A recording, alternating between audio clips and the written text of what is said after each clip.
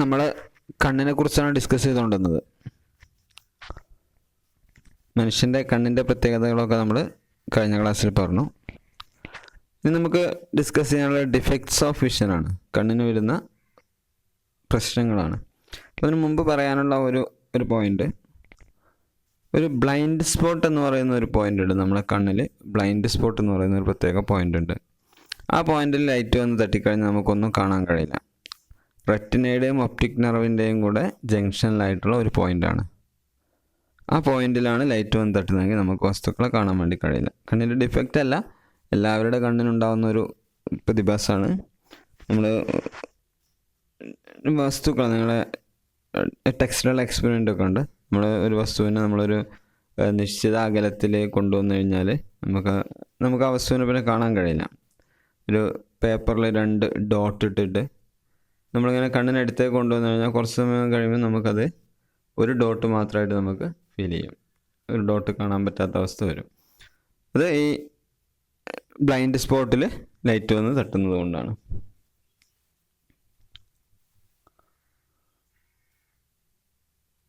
ഇനി നമുക്ക് defects of vision discuss ചെയ്യാം. കണ്ണിൻ്റെ ഡിഫക്ട്സുകളെ കുറിച്ച് ഡിസ്കസ് ചെയ്യാം.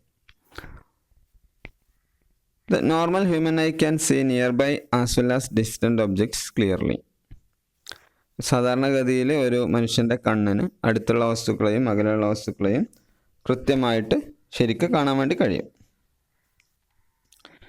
ഏറ്റവും അടുത്ത് മിനിമം ഡിസ്റ്റൻസ് എന്ന് പറയുന്നത് 25 സെൻറ്റിമീറ്റർ ആണ്. നമുക്ക് ക്ലിയർ ആയിട്ട് കാണാൻ കഴിയുന്ന മിനിമം ഡിസ്റ്റൻസ് എന്ന് പറയുന്നത് 25 സെൻറ്റിമീറ്റർ ആണ്.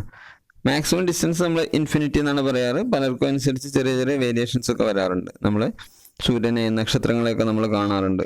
നമുക്ക് മെഷറബിൾ ആയ ഡിസ്റ്റൻസ് അല്ല എന്നർത്ഥം. അപ്പോൾ ഇത്ര ദൂരമുള്ള വസ്തുക്കളെയും കാണാം, അടുത്തുള്ള വസ്തുക്കളെയും കാണാം. എന്നാൽ ക്ലിയർ ആയിട്ട് നമുക്ക് അടുത്തുള്ള വസ്തുക്കളെ കാണാൻ കഴിയും 25 സെൻറ്റിമീറ്റർ അകലത്തിലുള്ള വസ്തുക്കളെയാണ്.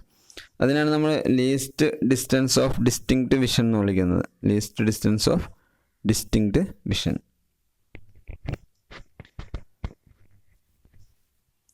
എന്നാൽ ചില ആളുകൾക്ക്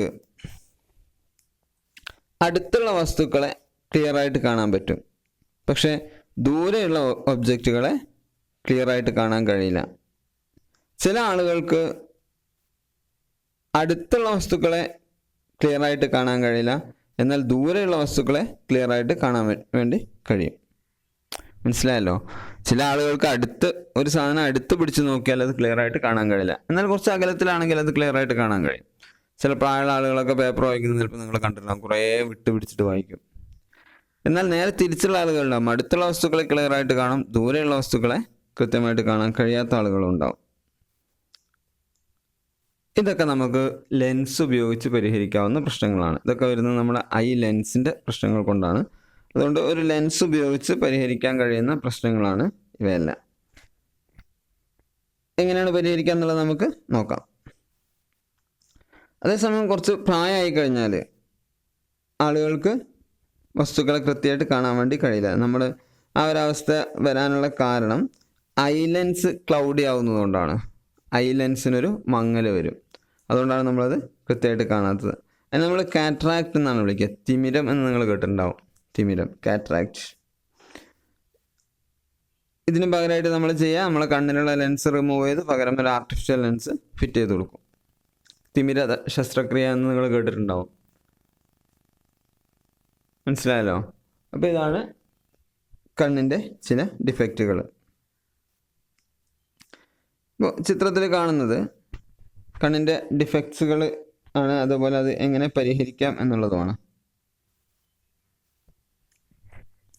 നമ്മൾ പറഞ്ഞു, ഈ കാറ്ററാക്ട് ആണെങ്കിൽ നമ്മൾ ലെൻസ് തന്നെ മാറ്റി വെക്കണം, അത് സർജിക്കൽ പ്രോസസ്സാണ്. എന്നാൽ അല്ലാത്ത നമ്മളെ അടുത്തുള്ള വസ്തുക്കളെ കൃത്യമായി കാണാൻ കഴിയുക, അല്ല അകലെയുള്ള വസ്തുക്കൾ കൃത്യമായി കാണാൻ കഴിയാതൊക്കെ ഈ പ്രോസസ്സിനൊക്കെ നമുക്ക് ലെൻസ് ഉപയോഗിച്ചിട്ട് പരിഹരിക്കാം. ചിത്രത്തിൽ കാണുന്നത് വളരെ ഈ ഒരു ഇതാണ്, മയോപ്പിയ എന്നാണ് നമ്മൾ ഒരു അവസ്ഥയെ വിളിക്കുക. ഈ മയോപ്പിയ ഉള്ള ആൾക്ക് അയാളുടെ റെറ്റിനയിൽ ലൈറ്റ് പതിയേണ്ടതിന് പകരം റെറ്റിനയുടെ മുമ്പിലായിട്ടാണ് ലൈറ്റ് വന്ന് തട്ടുക. ഇത് റെറ്റിന എന്ന് പറയുന്നത് ഇതാണ്, എന്നാൽ ലൈറ്റ് കൺവേർട്ട് ചെയ്യുന്നത് ഈ പോയിന്റിലാണ്. കണ്ടല്ലേ? മനസ്സിലായല്ലോ? അതേസമയം ഹൈപ്പർ മെട്രോപ്പി ഉള്ള ആളുകൾക്ക് അയാളുടെ ലൈറ്റ് പോയതിൻ്റെ റെറ്റിനയിലാണ്, അതിന് പകരം റെറ്റിനയുടെ പുറകിലാണ് ലൈറ്റ് ജോയിൻ ചെയ്യുക. ഈ രണ്ടവസ്ഥയിൽ നമുക്ക് വസ്തുക്കളെ കാണാൻ വേണ്ടി കഴിയില്ല. അപ്പം മയോപ്പിയ ഉള്ള ആളുകൾ ഈ ഒരു അവസ്ഥയാണ് മയോപ്പിയൊക്കെ ഉണ്ടാവുക. അത് പരിഹരിക്കാൻ വേണ്ടിയിട്ട് നമ്മൾ ചെയ്യുക, നേരെ മുമ്പിലൊരു കോൺകേവ് ലെൻസ് ഫിറ്റ് ചെയ്ത് കൊടുക്കും. കോൺകേവ് ലെൻസ് വരുന്ന ലൈറ്റിൽ നിന്ന് ഡൈവേർജ് ചെയ്യും, അതിനുശേഷം കൺവേർട്ട് ചെയ്യും. അത് കൃത്യമായിട്ട് ആ പൊസിഷനിൽ തന്നെ വന്ന് തട്ടും. അതേസമയം ഹൈപ്പർ മെട്രോപ്പി ഉള്ള ആളുകൾക്ക് നേരെ പുറകിലാണ് വരിക. അത് പരിഹരിക്കാൻ വേണ്ടിയിട്ട് നമ്മളൊരു കോൺവെക്സ് ലെൻസാണ് നമ്മൾ ഫിറ്റ് ചെയ്ത് കൊടുക്കുക. കോൺവെക്സ് ലെൻസ് ഫിറ്റ് ചെയ്ത് കഴിഞ്ഞാൽ കൃത്യമായിട്ട് നമ്മളെ റെറ്റിനയിൽ തന്നെ ലൈറ്റ് വന്ന് തട്ടും. മനസ്സിലായല്ലോ? അപ്പോൾ ഇതാണ് സാധാരണഗതിയിൽ ലെൻസ് ഉപയോഗിച്ച് പരിഹരിക്കാൻ കഴിയുന്ന കണ്ണിൻ്റെ പ്രശ്നങ്ങൾ. ഇതല്ലാതെ വേറെയും കുറേ പ്രശ്നങ്ങളുണ്ട്. ചില ആളുകൾക്ക് ഇപ്പം നമ്മൾ മയോപ്പിയ ഉള്ള ആളുകൾക്ക് നമ്മൾ കോൺകേവ് ലെൻസും, ഹൈപ്പർ മെട്രോപ്പി ഉള്ള ആളുകൾക്ക് നമ്മൾ കോൺവെക്സ് ലെൻസും ഉപയോഗിക്കും. എന്നാൽ ചില ആൾക്ക് ഇത് രണ്ടും ഉണ്ടാവും. അകലെയുള്ള വസ്തുക്കളും അടുത്തുള്ള വസ്തുക്കളും ക്ലിയർ ആയി കാണാൻ പറ്റാത്ത അവസ്ഥ ഉണ്ടാവും. അങ്ങനെ വന്നാൽ നമ്മൾ ബൈഫോക്കൽ ലെൻസുകൾ ഉപയോഗിക്കും. പല രീതിയിൽ പല കണ്ണിൻ്റെ പല പ്രശ്നങ്ങൾക്കനുസരിച്ച് സിലിണ്ടറിക്കൽ ലെൻസും മറ്റുമൊക്കെ നമ്മൾ ഉപയോഗിക്കാറുണ്ട്. കാറ്ററാക്ട് ആണെങ്കിൽ നമ്മൾ സർജിക്കൽ പ്രോസസ്സിലൂടെ നമുക്കത് ക്ലിയർ ചെയ്യാൻ വേണ്ടി കഴിയും. ഇനി കണ്ണിനെ എങ്ങനെയൊക്കെ സംരക്ഷിക്കുക എന്നുള്ളതാണ്. കണ്ണെന്ന് പറയുന്നത് വളരെ പ്രധാനപ്പെട്ട ഒരു ഓർഗനാണ്. അതുകൊണ്ട് തന്നെ കൃത്യമായി സംരക്ഷിച്ചിട്ടില്ലെങ്കിൽ കണ്ണിന് പ്രശ്നങ്ങൾ വരും. ഇപ്പം കണ്ണുമായി ബന്ധപ്പെട്ട് നമ്മൾ ശ്രദ്ധിക്കേണ്ട കാര്യങ്ങളാണ്. നമ്മളെ കണ്ണിന് എന്തെങ്കിലും പ്രശ്നങ്ങൾ സംഭവിച്ചു കഴിഞ്ഞാൽ, കാഴ്ചക്ക് എന്തെങ്കിലും ബുദ്ധിമുട്ട് തോന്നിക്കഴിഞ്ഞാൽ ഒരു ഡോക്ടറെ പോയി കാണുകയും ആ ഡോക്ടർ നിർദ്ദേശിക്കുന്ന ഗ്ലാസ് നമ്മൾ ഉപയോഗിക്കുകയും ചെയ്യുക. അതുപോലെ തന്നെ വളരെ കുറഞ്ഞ വെളിച്ചത്തിലും വളരെ കൂടിയ വെളിച്ചത്തിലും ഒരിക്കലും വായിക്കരുത്. സൂര്യനെയോ അല്ലെങ്കിൽ വളരെ ബ്രൈറ്റ് ആയിട്ടുള്ള ഒബ്ജക്റ്റുകളൊന്നും ഡയറക്റ്റ് ആയിട്ട് ഒരിക്കലും നോക്കരുത്. കണ്ണിൽ എന്തെങ്കിലും പൊടിയോ സാധനങ്ങളൊക്കെ പോയാൽ നമ്മൾ റബ്ബ് ചെയ്യുള്ളൂ, കണ്ണ് തിരുമ്പുക എന്ന് പറയില്ലേ, അങ്ങനെ ഒരിക്കലും ചെയ്യരുത്. പകരം നമുക്ക് നല്ല തണുത്ത വെള്ളം ഉപയോഗിച്ചിട്ട് കണ്ണ് നന്നായിട്ട് വാഷ് ചെയ്യാം.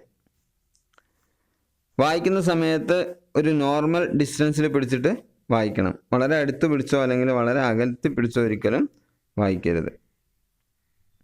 വൈറ്റമിൻ എയുടെ ഡെഫിഷ്യൻസി നൈറ്റ് ബ്ലൈൻഡ്നെസ്സിന് കാരണമാകും. നൈറ്റ് ബ്ലൈൻഡ്നെസ് ഇല്ലാതാക്കാൻ വേണ്ടിയിട്ട്, ഡിം ലൈറ്റിൽ കണ്ണ് കാണാത്ത ബുദ്ധിമുട്ടില്ലാതാക്കാൻ വേണ്ടിയിട്ട് വൈറ്റമിൻ എ ധാരാളം അടങ്ങിയ ഭക്ഷണങ്ങൾ കഴിക്കാം. ഇത്രയൊക്കെയാണ് കണ്ണുമായി ബന്ധപ്പെട്ട് നമ്മൾ ശ്രദ്ധിക്കേണ്ട കാര്യങ്ങൾ. ഇനി നമുക്ക് ഡിസ്കസ് ചെയ്യാനുള്ള കാര്യം, കണ്ണിന് കാഴ്ച ഇല്ലാത്ത ആളുകൾ. ചില ആളുകൾക്ക് ജന്മന കണ്ണിന് കാഴ്ച ഉണ്ടാവില്ല, ചില ആളുകൾക്ക് ജന്മന ഉണ്ടാവും, പിന്നീട് എന്തെങ്കിലും കാരണവശാലൊക്കെ കണ്ണിൻ്റെ കാഴ്ചശക്തി നഷ്ടപ്പെടാം. ഇങ്ങനെയുള്ള ആളുകൾക്ക് എഴുതാനും വായിക്കാനും ഒക്കെ ബുദ്ധിമുട്ടായിരിക്കും, കാരണം കാണൂല. അപ്പോൾ അവർക്ക് വേണ്ടിയിട്ടുള്ള ഒരു പ്രത്യേക സമ്പ്രദായമുണ്ട്.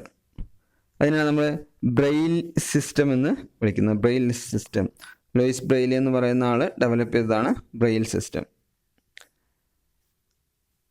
ഈ സിസ്റ്റത്തിൽ നമ്മൾ സാധാരണ ഗതിയിൽ നമ്മളൊരു ലെറ്റർ എഴുതുന്നതിന് പകരം ഇതിൽ 63 ഡോട്ട് പാറ്റേൺസ് ആണ് ഉണ്ടാവുക. ആ 63 ഡോട്ട് പാറ്റേൺസ് ആണ് ആൽഫബറ്റ്സിനെ റെപ്രസെൻ്റ് ചെയ്യുന്നത്. അതേപോലെ തന്നെ കോമൺ വേർഡ്സ്, സൈൻസൊക്കെ റെപ്രസെൻ്റ് ചെയ്യുന്നത്. ഉദാഹരണത്തിന് നമ്മൾ എ എന്നെഴുതുന്നതിന് പകരം ഇവർക്ക് അതിനൊരു ഡോട്ട് പാറ്റേൺ ഉണ്ട്. ഇപ്പോൾ നിങ്ങൾ ചിത്രത്തിൽ കാണുന്നുണ്ട് എയുടെ താഴെ ഒരു കുത്ത് മാത്രം. ഇത് ഇവരുടെ പേപ്പറിൽ, ഇവരുടെ പുസ്തകത്തിൽ പ്രൊജക്റ്റ് ചെയ്ത് നിൽക്കുന്ന ഭാഗമായിരിക്കും. മനസ്സിലായല്ലോ? അതിങ്ങനെ കുറച്ച് പ്രൊജക്റ്റ് ചെയ്ത് നിൽക്കും. ഇവർക്ക് ടച്ച് ചെയ്താൽ അറിയാൻ വേണ്ടി കഴിയും.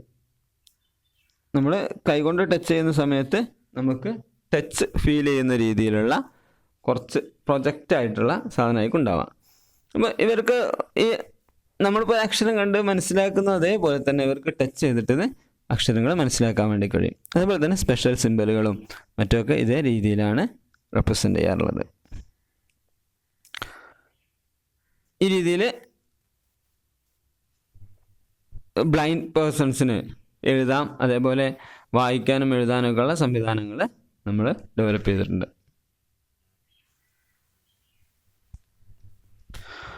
ലൂയിസ് ബ്രെയിലി എന്ന് പറയുന്ന ആളാണ് ഇത് ഡെവലപ്പ് ചെയ്തത്. 1821 ആണ് ഇത് പബ്ലിഷ് ചെയ്യുന്നത്. ഈ ലൂയിസ് ബ്രെയിലി എന്ന് പറയുന്ന ആളും ഒരു വിഷ്വലി ചലഞ്ച്ഡ് പേഴ്സൺ ആണ്. കാഴ്ചശക്തി തകരാറുള്ള ആളായിരുന്നു ഈ ലൂയിസ് ബ്രെയിലി എന്ന് പറയുന്ന ആൾ. ഇപ്പം നമ്മൾ അഡോപ്റ്റ് ചെയ്യുന്ന സിസ്റ്റം 1932 ഡെവലപ്പ് ചെയ്ത സിസ്റ്റമാണ്. എല്ലാ കോമൺ ലാംഗ്വേജുകൾക്കും മാത്തമാറ്റിക്സിനും സയൻറ്റിഫിക് നൊട്ടേഷൻസിനും ഒക്കെ കറസ്പോണ്ടിങ് ലൂയിസ് ബ്രെയിലി ലിപിയുണ്ട്. ഇന്ത്യൻ ലാംഗ്വേജുകളും ഒക്കെ ഏത് ലാംഗ്വേജിനും ഇതേപോലെ ഡെവലപ്പ് ചെയ്തിട്ടുണ്ട്. അത് വെച്ചിട്ട് ഈ ആളുകൾക്ക് വായിക്കാനും പഠിക്കാനും ഒക്കെ കഴിയും.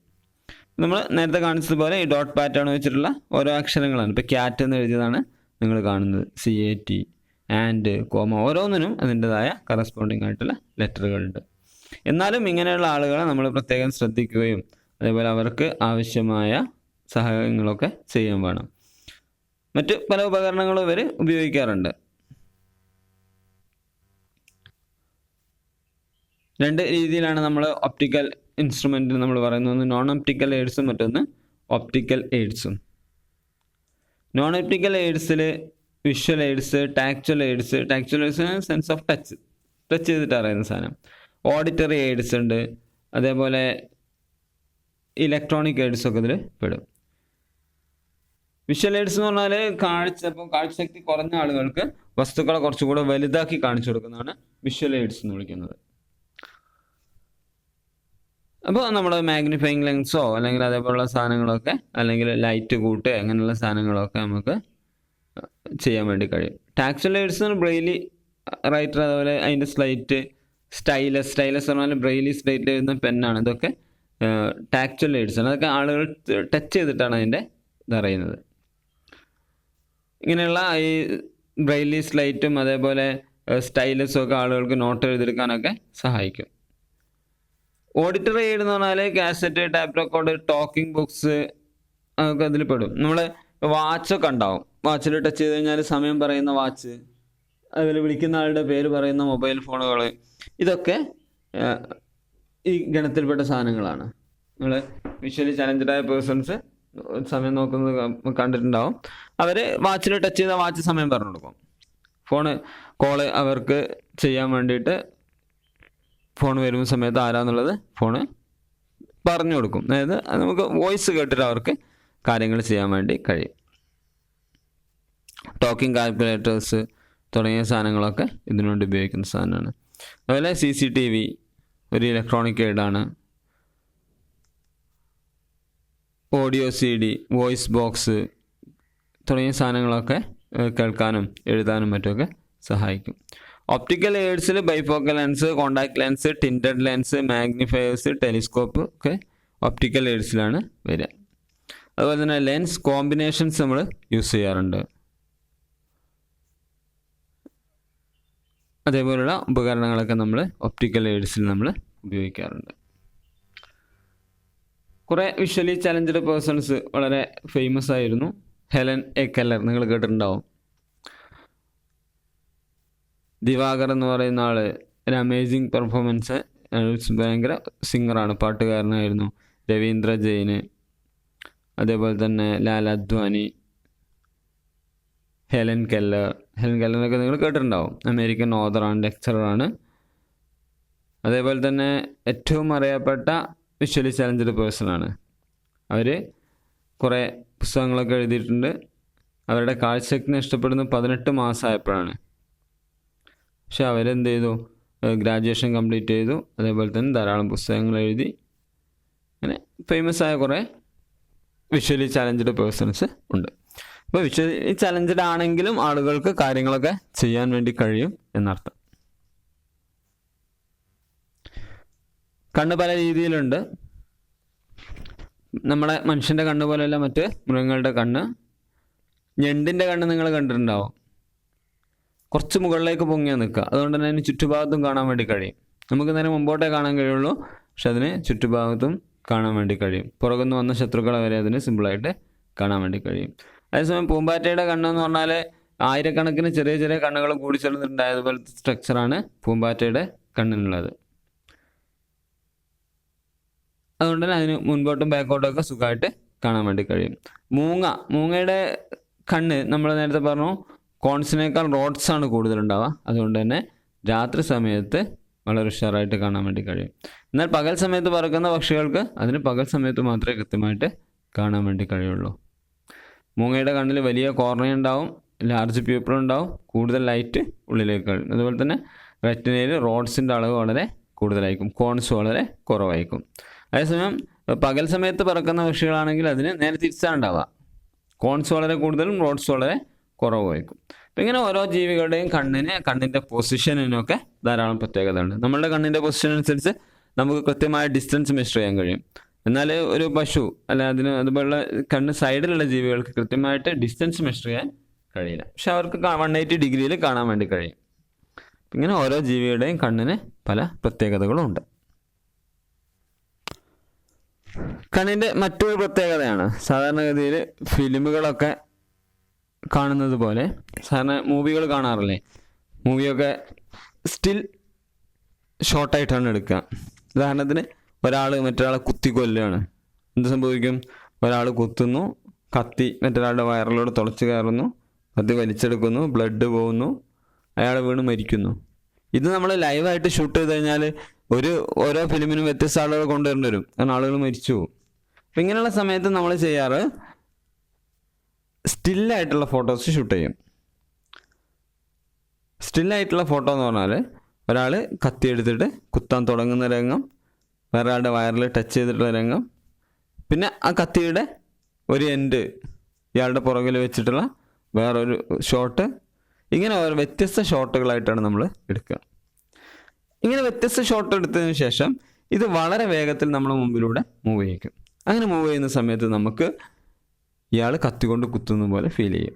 സിമ്പിൾ ഉദാഹരണം പറഞ്ഞാൽ നിങ്ങൾ വീട്ടിലുള്ള ഫാൻ ഒന്ന് നോക്കിയാൽ മതി. ഫാനിൽ എത്ര ലീഫുണ്ട്? 3 ലീഫായിരിക്കും അല്ലേ? എന്നാൽ ഫാന് കറങ്ങുന്ന സമയത്ത് നിങ്ങൾക്ക് അറിയാം ഇത് 3 ലീഫാണുള്ളതെന്ന്. ഫാന് കറങ്ങുന്ന സമയത്ത് നമുക്ക് എന്താ ഫീൽ ചെയ്യാം? ഒരു വട്ടത്തിലുള്ള ഒറ്റ സാധനം പോലെ അല്ലേ? അപ്പോൾ ഈ ഒരു പ്രത്യേകത നമ്മളെ കണ്ണിൻ്റെ ഒരു പ്രത്യേകതയാണ്. നമ്മളെ കണ്ണിന് മുന്നിലൂടെ നമ്മളെ കണ്ണിൽ ഒരു ഇമേജ് വന്ന് തട്ടിക്കഴിഞ്ഞാൽ 1 സെക്കൻഡിൻ്റെ 16 സമയത്തേക്ക് 1/16 സെക്കൻഡ് ആ ഇമേജ് നമ്മളെ കണ്ണിൽ തന്നെ ഉണ്ടാവും. ആ ഇമേജ് നമ്മളെ കണ്ണിൽ നിന്ന് പോകുന്നതിന് മുമ്പ് അടുത്ത ഇമേജ് വന്നു കഴിഞ്ഞാൽ നമുക്കതൊരു മൂവി പോലെ ഫീൽ ചെയ്യും. മനസ്സിലായോ? നമ്മുടെ പെർസിസ്റ്റൻസ് ഓഫ് വിഷൻ എന്നാണ് ഈ പ്രത്യേകത നമ്മൾ വിളിക്കാറ്. Persistence of vision.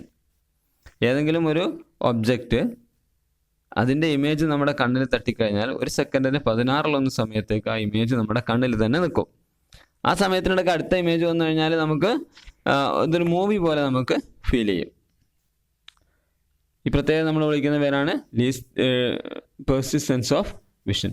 അത് ആക്ടിവിറ്റി 16 പ്രൂവ് ചെയ്യിക്കാനുള്ള എക്സ്പെരിമെൻ്റ് ആണ്. 2 കാർഡ്ബോർഡ് എടുക്കുക, ഒന്നിൽ ഒരു പക്ഷിയുടെ ചിത്രം വരയ്ക്കുക, മറ്റൊന്നൊരു കൂടിൻ്റെ ചിത്രം വരയ്ക്കുക. എന്നിട്ട് ആ കൂടിൻ്റെ ചിത്രത്തിനനുസരിച്ച് കട്ട് ചെയ്തിട്ട് ഈ പക്ഷിയെ ആ കൂടിനുള്ളിലൂടെ കയറ്റിയിടുക. എന്നിട്ട് അങ്ങോട്ടും ഇങ്ങോട്ടും വലിക്കുന്ന സമയത്ത് പക്ഷി കൂട്ടിൽ കയറിയതുപോലെ നമുക്ക് ഫീൽ ചെയ്യും. പല കാര്യങ്ങളും നമ്മളിങ്ങനെ ചെയ്യാറുണ്ട്, പല തമാശകളും നമ്മൾ ഇതേ രീതിയിൽ ചെയ്യാറുണ്ട്. ആക്ടിവിറ്റി 16.9 ബ്ലൈൻഡ് സ്പോട്ട് കണ്ടെത്താൻ വേണ്ടിയിട്ടുള്ള ഒരു എക്സ്പെരിമെൻ്റ് ആണ്. നിങ്ങൾക്ക് ചെയ്തു നോക്കാവുന്ന എക്സ്പെരിമെൻ്റ് ആണ് അതും. ഡിസ്പെർഷൻ പ്രൂവ് ചെയ്യാനുള്ള എക്സ്പെരിമെൻ്റ് ഉണ്ട്. ഈ കാര്യങ്ങളൊക്കെ ചെയ്തു നോക്കുക, കഴിയുന്ന എക്സ്പെരിമെൻറ്റുകളൊക്കെ ചെയ്തു നോക്കുക. ഇത്രയാണ് ഈ ചാപ്റ്ററിലുള്ളത്. എന്തെങ്കിലുമൊക്കെ സംശയങ്ങളുണ്ടെങ്കിൽ ചോദിച്ച് ക്ലിയർ ചെയ്യാം.